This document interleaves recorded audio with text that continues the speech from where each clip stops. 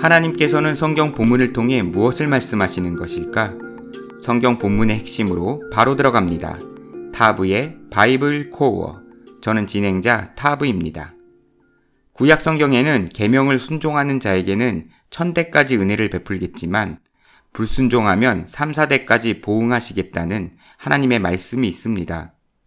아버지의 죄의 대가를 자녀와 손주까지 감당해야 한다니 공의롭지 않은 처사라고 생각됩니다. 이러한 말씀 때문인지 이스라엘에는 아버지가 신포도를 먹었다면 아들의 이가 시다하는 속담이 있었습니다. 그러자 하나님께서 아버지가 신포도를 먹었는데 어찌 아들이 시다고 할 수 있느냐고 말씀하셨습니다.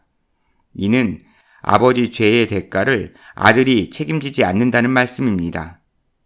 그렇다면 성경 자체에 모순이 있어 보입니다. 과연 우리는 어떤 말씀을 따라야 하는 것일까요? 오늘은 하나님께서 왜 아버지의 죄에 대한 책임을 3, 4대까지 묻겠다고 하셨는지 생각해보고 모순되는 두 내용을 어떻게 받아들여야 할지 알아보겠습니다. 먼저 3, 4대의 저주에 대해 말씀하신 출애굽기 20장 3절에서 6절을 살펴보겠습니다. 본문은 하나님께서 이스라엘 민족을 자신의 백성으로 삼고 이스라엘 민족은 여호와만을 하나님으로 섬기는 계약을 체결하는 상황입니다. 그때 하나님께서는 자신만을 섬기고 다른 우상을 만들어 섬기지 말라고 하셨습니다. 하나님만을 섬긴다면 1000대까지 은혜를 누릴 것이고 우상 숭배를 한다면 자손 3, 4대까지 대가를 치루어야 한다는 말씀입니다. 따라서 이 내용은 우상 숭배에 대한 상벌 조항인 것입니다. 이를 모든 율법 상황에 적용하여 보상은 1000대까지 받고 벌은 3, 4대까지 받는다고 생각해서는 곤란합니다. 그런데 이스라엘 사람들이 1000대의 은혜와 3, 4대의 보응에 대한 말씀을 오해하여 신포도 속담을 사용하였습니다.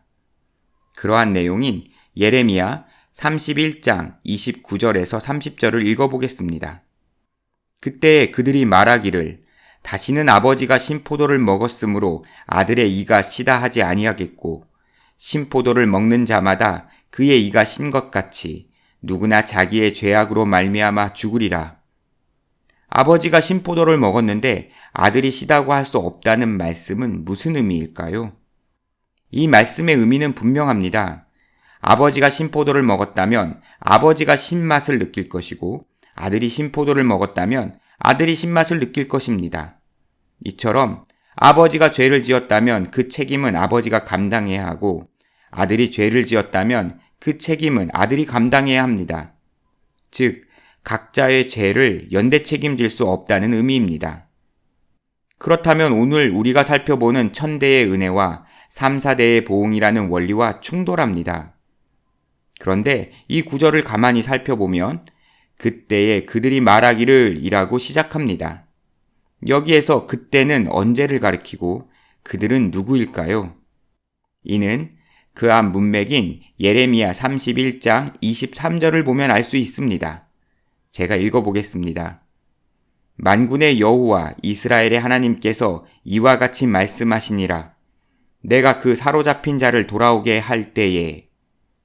이 내용은 70년의 바벨론 포로 기간을 마치고 돌아온 백성들에 대한 말씀입니다.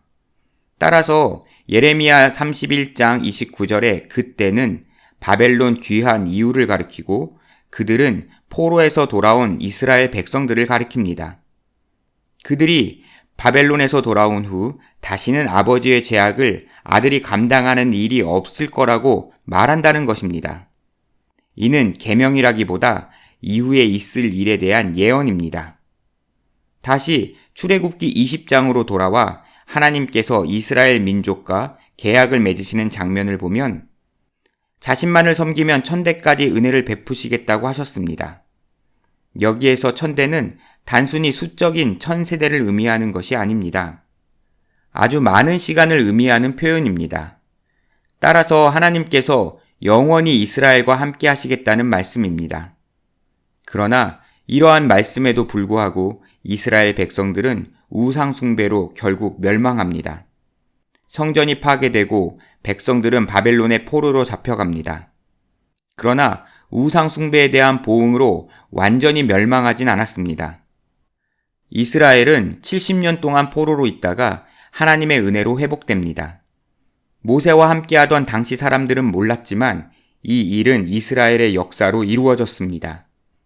하나님께서는 이러한 이스라엘의 역사를 알고 계셨습니다. 그래서 우상 숭배를 하면 후손들이 3, 4대 동안 대가를 치를 것이라고 말씀하신 것입니다. 출애굽기 20장 5절에서 6절은 이스라엘 백성 중 누군가가 우상 숭배하면 그의 3, 4대 후손까지 벌을 받는다는 단순한 조항이 아닙니다.